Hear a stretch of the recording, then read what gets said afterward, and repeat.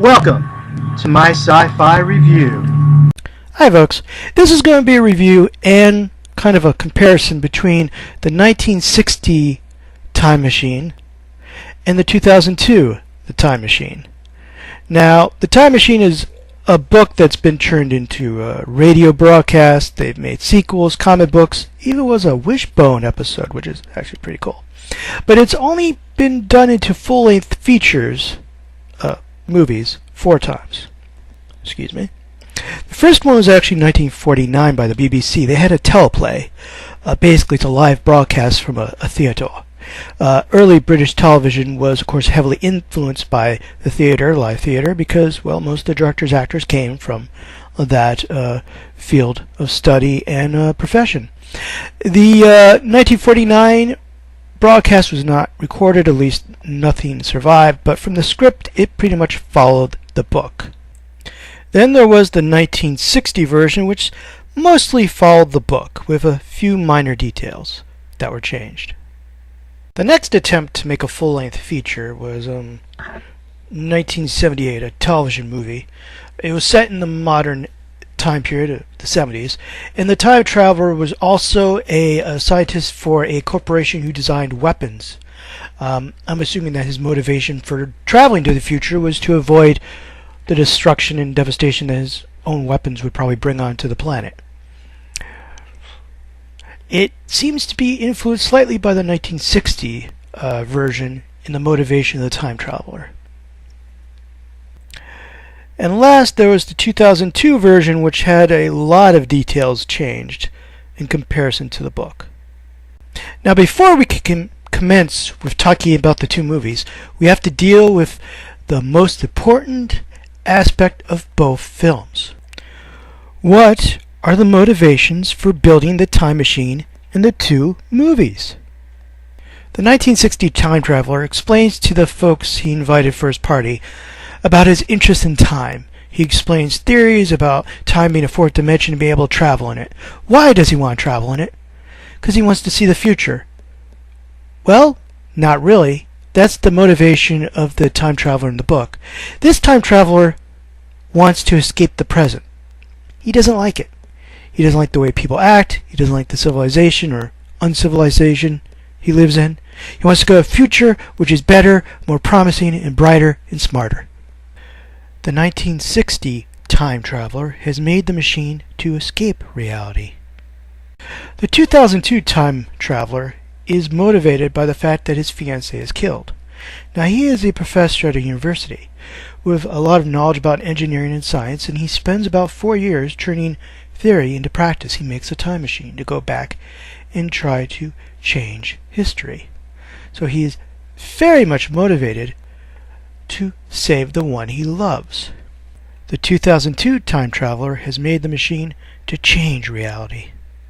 Of course, he fails to save his fiancée. He stops her from being shot by the mugger, and she ends up getting run over by a car. At this point, he realizes he can't change the past, though we don't know how many times he tried. Also, we don't know why he doesn't run into his younger self. And also, during the 4 or 5 years he was building the machine, wouldn't the possibility that he wouldn't be able to change the past have popped up? Anyway, he's now strongly motivated to go into the future so he could try to find the answer to his question of the past. Kind of lazy, really, when you think about it, to make a time machine to go ask somebody a question, but the motivation is still strong, even if the plot holes are kind of starting to show up. Let's talk about the 1960 journey. The 1960 journey is quite fascinating. It used stop-motion special effects to change everything, and the time traveler goes through World War I, World War II. He doesn't realize it's a separate war because he comes out during those periods and they're still fighting. He ends up seeing World War III, or at least the 1960s version of it. It looks kind of weird. I'm not sure why the 60s and 70s they thought that nuclear bombs would somehow start tidal waves and earthquakes and bring volcanoes out of nowhere. But that's how it works. Anyway, he ends up going into the future, as we all know, and once again, this is a very nice scene. It's wonderful special effects. It's not particularly powerful, it just aids the story. Let's talk about the 2002 journey. The 2002 journey is just as wonderful. It uses computer special effects, and we get to see the far future. The only thing I have a problem with this is that when they somehow destroy the moon. No, really. Do you know how hard it would actually be to do this? Even if we are 200 or 300 years more advanced than we are right now, how hard it would be to do that to the moon? The power and engineering skills required to do that to the moon is beyond what I could think of. I mean, it just would need to be hundreds of years in advance, and even then, we might not be able to do that. Deliberately, we couldn't do that, I don't think. I don't see how they could do that accidentally. And if you did destroy the moon, cracking it like that, the amount of energy you release would probably vaporize most of it and make it just fall down on Earth. We're talking about an extinction event that made others look like they're flicking our ears. There'd be nobody alive. This is beyond Thundarr the Barbarian. This is beyond, Superman 4 when he moves the moon. This is beyond Cowboy Bebop. Okay, this is Extinction of Mankind. There'd be no other movie. This is where 2002 starts to lose me.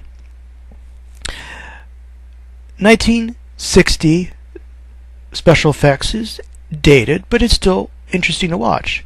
2002 is computer graphics, very well done, but we've seen it all before. BBC, CNN, PBS, documentaries about erosion, documentaries about dinosaurs. We've seen the mountains come and go. We've seen the valleys grow and close. We've seen the seas turn into desert. We've seen all that before. So on one hand, if you watch the 1960 version of the Time Machine now, you're going to say, hey, that's great. I like that. That's very interesting. So you did 2002, you're going to be like, hurry up. Come on, I've seen this all before. You're just a bunch of guys on the computer. Now, it probably takes as much time and money and effort to do that on a computer than it did to do stop motion. But a lot of us basically said, well, it's done on the computer, so it's easy. It probably didn't take them that much time. Which is wrong. It's a perception. A flawed one. But it does take a little bit away from the 2002 version. Because once again, we've seen it all. Hulu. You know what? I can't pronounce this. I've actually looked on the internet to try to find how to pronounce this. And you know what? It's pronounced differently depending whether you're a United States citizen or from England or from Australia. So from now on, they're going to be known as the Nom Noms. Nom nom nom nom nom nom.